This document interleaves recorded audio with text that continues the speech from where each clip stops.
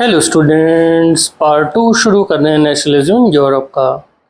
इसमें हमारा as of revolutions वाला पार्ट आएगा। 1830 टू 1848 इतनी सारी रिवॉल्यूशंस क्यों हुए। देखिए, उस समय जितने भी रिवॉल्यूशंस कर रहे थे वो या तो मिडिल क्लास के लोग थे जो हमने पहले पढ़ा, या लिबरल्स थे, नई सोच वाले। आप रिवॉल्यूशनरी भी लिख सकते हैं। तो ये सब लोग क्या कैरी कर रहे थे? दे वर कैरिंग द रिवॉल्यूशंस। इसमें जो सबसे पहली रिवॉल्यूशन आएगी वो फ्रांस की आएगी, 1830 की। 1830 में कहाँ पर हुई? फ्रांस। 9th में भी आपको फ्रांस ने परेशान किया, अब भी थोड़ा करेगा। इसमें हुआ क्या था, जो बर्बन डायनेस्टी थी उसको रीस्टोर कर दिया गया दोबारा से। जो लुइस 16 वाला परिवार था बर्बन, उसको रीस्टोर किया गया। लुइस फिलिपी को क्या बनाया गया? Constitutional monarch. ये लुई विटॉन मैंने नाम याद करने के लिए लिखा है। लुइस फिलिपी क्या बने? कॉन्स्टिट्यूशनल मोनार्क बने। और एक अपराइजिंग कहाँ पर हो गई थी? यूनाइटेड किंगडम ऑफ नीदरलैंड्स में। उसमें बेल्जियम में अपराइजिंग हुई। और बेल्जियम किससे अलग हुआ? यूनाइटेड किंगडम ऑफ नीदरलैंड से। तो सिर्फ 3 छोटे पॉइंट्स आ जाएंगे आपके। 1830 में रिवॉल्यूशन हुई। कॉन्स्टिट्यूशनल मोनार्क कौन बना? हमारा लुइस फिलिपी। कौन सी डायनेस्टी रिमूव की गई? बर्बन। और यूनाइटेड किंगडम ऑफ नीदरलैंड से क्या अलग हुआ? बेल्जियम। सिंपल से ये लिख दीजिएगा। इसी बीच एक स्टेटमेंट आएगा हमारे पास। ये किसने बोला था?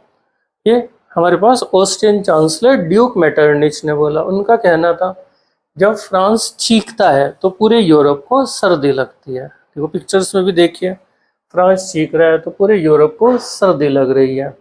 देखो, समझने की ये कोशिश करना, फ्रांस में लोगों ने किसका एब्डिकेशन कर दिया था? मोनार्क का। उसे हटा दिया। तो बाकी जगह लोगों को क्या लगा कि रूलर्स को क्या लगा, सॉरी, कि हमें भी हटाया जा सकता है। दूसरी बात, हर जगह लोग क्या कर रहे थे? रिवॉल्यूशंस कर रहे थे, जिससे सभी के सभी जो हमारे मोनार्क थे उस समय थोड़े डरे हुए थे। और सारी जो इंस्पिरेशन आ रही थी वो सबसे पहले जहाँ पर काम होता है वहाँ से आती है।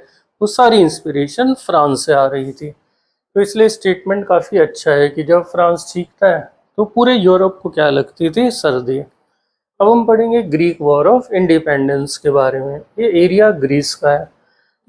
ग्रीस किसका हिस्सा माना जाता था? ऑटोमन एम्पायर का। तो सबसे बड़ी सल्तनत थी उस समय ऑटोमन, मुस्लिम्स की। लोगों में कौन सी फीलिंग डेवलप हुई? नेशनलिज्म की। लोगों को लगा यार हमें एक होना है, देश बनाना है। सब लोगों का सपोर्ट ग्रीस के लोगों को मिलने लगा। उन्हें बाहर के लोगों का सपोर्ट मिला, उन्हें पोइट्स का सपोर्ट मिला, उन्हें राइटर्स का सपोर्ट मिला। इवन कुछ अच्छे लोग भी उनको सपोर्ट कर रहे थे। क्यों? क्योंकि ग्रीस आज भी क्या माना जाता है? सभ्यताओं का एक पालना माना जाता है। इंग्लिश में cradle of the European civilisation. एक पोइट का नाम याद कीजिएगा, लॉर्ड बायरन था। उन्होंने फंड कलेक्ट किए इस संघर्ष के लिए, लेकिन इसी बीच उनकी डेथ भी हो गई थी। फाइनली ट्रीटी ऑफ कॉन्स्टेंटिनोपल से ग्रीस को क्या मिली? आज़ादी मिली। देखिए, रूलर कौन थे? ऑटोमन तुर्क्स थे। लोगों में कौन सी फीलिंग आई? नेशनलिज्म की। सबका सपोर्ट मिला, क्रेडल ऑफ यूरोपियन सिविलाइजेशन। एक पोइट ने जान दी, दैट इज लॉर्ड बायरन। और ट्रीटी ऑफ कॉन्स्टेंटिनोपल 1832 से इन्हें क्या मिल गई? अपनी आज़ादी मिली। अब हमारा एक बहुत ही इंपॉर्टेंट टॉपिक स्टार्ट हो जाएगा जिसको हम नाम देते हैं रोमांटिसिज्म। ये क्या था? एक कल्चरल मूवमेंट था जिससे आपके अंदर कौन सी फीलिंग लानी थी? नेशनलिज्म की। ना इसमें कोई रीज़न, ना कोई लॉजिक था। किस चीज़ को अपील करना था? Emotions, intuitions. हम किस चीज़ का सहारा लेंगे? आर्ट का, डांस का, पोइट्री का, म्यूज़िक का। किसी भी तरह से आपके अंदर फीलिंग लाएंगे नेशनलिज्म की और आपको प्रूव कर देंगे कि आपकी कलेक्टिव हेरिटेज सेम है। अब आप थोड़ा और समझने की कोशिश कीजिए इस बात को। देखिए, एक तरीका तो होगा कि हम लड़ाई झगड़ा करें और कौन सी फीलिंग जनरेट करें? नेशनलिज्म। एक तरीका है कोई पेंटिंग दिखाए, कोई गाना सुनवा दें आपको और आपके अंदर कौन सी फीलिंग जनरेट करें? नेशनलिज्म। तो हमने एक मूवमेंट चलाया उन लोगों ने, उसमें कौन सी फीलिंग आई? नेशनलिज्म की। ना कोई रीज़न, ना कोई लॉजिक। इसको अपील किया? इमोशन, इंट्यूशंस को। आर्ट, म्यूज़िक, डांस, सब चीज़ों का सहारा लिया गया। That is known as the romanticism. अब इसमें रोल ऑफ द कल्चर भी आता है। Same thing is there in romanticism. तो एक पेंटिंग देख लीजिएगा अपनी बुक में। ये पेंटिंग किसने बनाई थी? इगेन डेलाक्रोइक्स ने। इसमें 20,000 ग्रीस के लोगों को, ये मैंने गलती से तुर्क लिख दिया है, यहाँ 20,000 ग्रीस के लोगों को मरते हुए दिखाया गया। किसकी सफरिंग को शो किया गया? Women and children. तो लोगों के ऊपर कुछ असर जरूर पड़ा होगा। जोहान गॉटफ्राइड हर्डर ने फोक डांसेस, फोक म्यूजिक से कौन सी फीलिंग जनरेट करी? नेशनलिज्म की। इन्होंने तो बल्कि दास वॉल्जिस्ट का कॉन्सेप्ट भी चला दिया था। दास वॉल कॉमन पीपल है, वॉल्जिस्ट नेशन कहलाएगा। और कैरल कैप्रिनिस्की ने अपने म्यूजिक शोज और ओपेरास से कौन सी फीलिंग जनरेट कर दी? नेशनलिज्म। 2 डांस उन्होंने फेमस कराए थे, पोलोनीज एंड मजूरका। तो हम कह सकते हैं कि ओवरऑल कौन सी फीलिंग आ रही थी लोगों में? नेशनलिज्म। जब आगे बढ़ेंगे तो इस समय रशिया ने किसको ऑक्यूपाई किया? पोलैंड को। रशिया ने किसको ऑक्यूपाई किया? पोलैंड। और उन्होंने फोर्स किया कि अब से पोलैंड के लोग कौन सी भाषा बोलेंगे? Russian language. लेकिन लोगों को भी लैंग्वेज एक वेपन की तरह लगी प्रोटेस्ट के। लोग फिर भी कौन सी भाषा बोलते रहे? पोलिश। उन्होंने चर्च गैदरिंग्स में, रिलीजियस इंस्ट्रक्शंस में कौन सी भाषा बोली? पोलिश।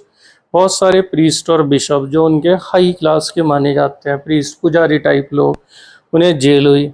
और बहुत सारों को कहाँ भेज दिया गया? साइबेरिया भी। लेकिन इससे प्रूव क्या हुआ? That language can also create nationalism. यानी रशिया ने किसको ऑक्यूपाई किया? पोलैंड। कौन सी भाषा यूज करने के लिए कहा? रशियन। उन्होंने कौन सी बोली?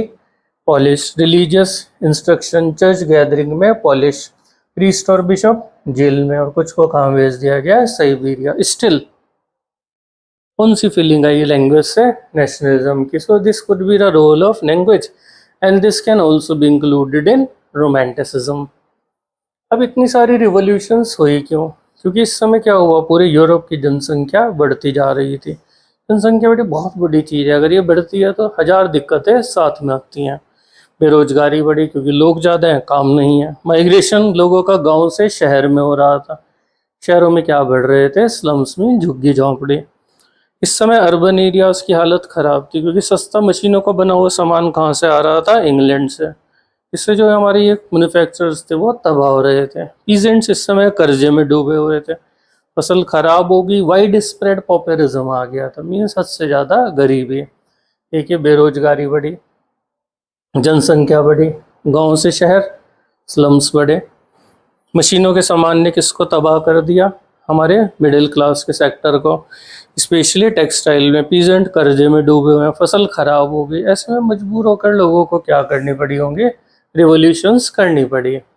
इसी बीच एक अपराइजिंग हुई जिसको बोलते हैं सिलेशियन वीवर अपराइजिंग। तो ये एक गांव था जिसका नाम सिलेशिया है। इसमें 2 तरह के लोग थे, कुछ कॉन्ट्रैक्टर्स थे और कुछ वीवर्स थे। ये कॉन्ट्रैक्टर, ये वीवर्स हैं। कॉन्ट्रैक्टर्स वीवर्स को ऑर्डर और रॉ मटेरियल देते थे, बदले में वीवर्स उन्हें कपड़ा बना कर दे देते थे। देखिए, इनको ऑर्डर दे रहे हैं रॉ मटेरियल और ये क्या बना कर दे रहे हैं? कपड़ा। लेकिन लालच किसके मन में आ गया? कॉन्ट्रैक्टर्स के। They reduce the wages of the weavers. उन्होंने उनकी वेजेस कम कर दी। अब क्या करेंगे ऐसे में? वीवर्स कुछ तो करना ही पड़ेगा। तो एक दिन सारे वीवर्स अपने घरों से निकले और किसके घर पर पहुंच गए? कॉन्ट्रैक्टर के। उसका फर्नीचर तोड़ दिया, उसकी खिड़कियां तोड़ी, पोर्सलिन के आर्टिफैक्ट्स तोड़ दिए। ये लगभग 18,000 लोग रहते थे, इनहेबिटेंट्स थे। और ये सारे इंसिडेंट एक जर्नलिस्ट हमें मेंशन कर रहा है बुक में, उसका नाम विलियम वुल्फ है। मैंने इसलिए भेड़िया बना दिया ताकि आपको याद रहे। कुछ शैतान जो लोग थे वो उसके स्टोर हाउस में चले गए कॉन्ट्रैक्टर के, उसके कपड़ों के भी चीर उड़ा दिए। दे वर टोल्ड टू श्रेड्स। लेकिन अगले दिन कौन आर्मी को लेकर आया?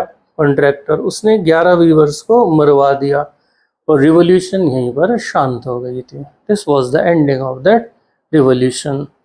तो ये पूरी दोबारा सुनिएगा एक कहानी के तरीके, क्या क्या चीज़ सप्लाई की गई थी, क्या क्या हुआ, तो आपको एकदम क्लियर हो जाएगा। जब आगे बढ़ेंगे तो इस समय 2 तरह की रिवोल्ट चलेंगे। मुश्किल पैरा भी है बुक में जब स्टडी करेंगे। एक तो गरीब चला रहे थे, भूखे लोग चला रहे थे, और वर्कर्स। जनरली बेटे ये किस चीज़ की डिमांड करते हैं? जो गरीब हैं, भूखे हैं, कि हमें बेसिक लिवलीहुड्स तो मिल जाएं। लेकिन दूसरी तरफ एक मिडिल क्लास थी, हमारे पास लिबरल्स थे। इनकी रिवॉल्यूशन कुछ हाई एंड मोटिव्स के लिए हो रही थी। ये क्या चाहते थे? There should be a constitution, there should be the freedom of press and the freedom of association. इनकी सोच थोड़ी आगे बढ़कर चल रही थी। क्योंकि भाई इनके पास चीज़ें थी, जिसके पास खाने पीने को नहीं है वही तो खाने पीने की डिमांड करेगा। जब ये चीज़ें मिल जाती हैं तब हम हाई ऑर्डर चीज़ों के बारे में सोच सकते हैं। तो these were the two parallel revolts. अब देखिए हमारा एक इंसिडेंट होगा, इसको फ्रैंकफर्ट पार्लियामेंट इंसिडेंट का नाम देंगे, क्योंकि फ्रैंकफर्ट जर्मनी में होगा ये। तो इस समय सारे मिडिल क्लास के लोग कहाँ पर गैदर हो गए? फ्रैंकफर्ट में। उन सब ने मिलकर खुद को क्या नाम दिया? नेशनल असेंबली का नाम दे दिया। उन्होंने कॉन्स्टिट्यूशन बनाया और 831 डेलीगेट्स को सेलेक्ट किया। वो सारे मिडिल क्लास कहाँ गैदर हुए? फ्रैंकफर्ट। नेशनल असेंबली बनी, कॉन्स्टिट्यूशन बना, 831 डेलीगेट्स सेलेक्ट हो गए। अब इन्हें लगा हम अपनी लीडरशिप किसको देते हैं? किंग ऑफ प्रूशिया को, but he rejected it. He joint other monarch. एक राजा होकर वो किसके खिलाफ नहीं जा सकते थे? दूसरे राजाओं के। अब इन सब ने जल्लूस निकाला और अपनी डिमांड्स किंग के सामने रखने गए चर्च ऑफ सेंट पॉल में, जहाँ जर्मन पार्लियामेंट चल रही थी। बुक में आपकी पिक्चर भी है इसकी। लेकिन किंग ने इनकी असेंबली को डिस्ट्रॉय कर दिया। किंग के पास ट्रूप्स भी थे और दूसरे किंग्स का भी सपोर्ट था, लेकिन फिर भी इनके पास जो हमारे ये मिडिल क्लास है, इनके पास पीजेंट्स और वर्कर्स का सपोर्ट नहीं था। This was their biggest drawback. वो कहानी दोबारा सुने। सारे लोग कहाँ गैदर हुए? फ्रैंकफर्ट। 831 डेलीगेट सेलेक्ट हुए, नेशनल असेंबली बनी, कॉन्स्टिट्यूशन। लीडरशिप किसको देने की बात हुई? प्रूशिया को रिजेक्ट किया। लेकिन फिर सब ने जल्लूस निकाला, फेस्टिव प्रोसेशन। कहाँ गए? चर्च ऑफ सेंट पॉल में। लेकिन किंग ने इनके डिमांड्स को नहीं माना फॉर कॉन्स्टिट्यूशन मोनार्की।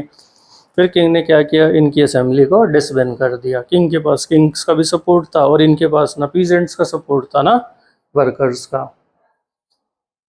अब नेक्स्ट आएगा the role of the women. बेटे जब भी बात आती है वुमेन को राइट्स देने की, there are debates and controversies. जबकि वुमेन ने बेटे आर्मी में सर्व किया, मीटिंग्स, डेमोन्स्ट्रेशन, हर चीज़ में हिस्सा कौन ले रही थी? वुमेन। लेकिन फिर भी जब बात आई तो give right to women, that was also not given to them, it was denied. और जब फ्रैंकफर्ट पार्लियामेंट में भी वुमेन पहुंची चर्च ऑफ सेंट पॉल में, तो उन्हें किसकी तरह वहाँ पर एडमिट कर दिया गया? Just like the observers. तो ये पूरा देखा जाए तो बेटे हम देखें, अगर नोटिस करें तो वुमेन ने स्ट्रगल तो की है, लेकिन बहुत लेट उनको क्या मिले? अपने राइट्स मिले।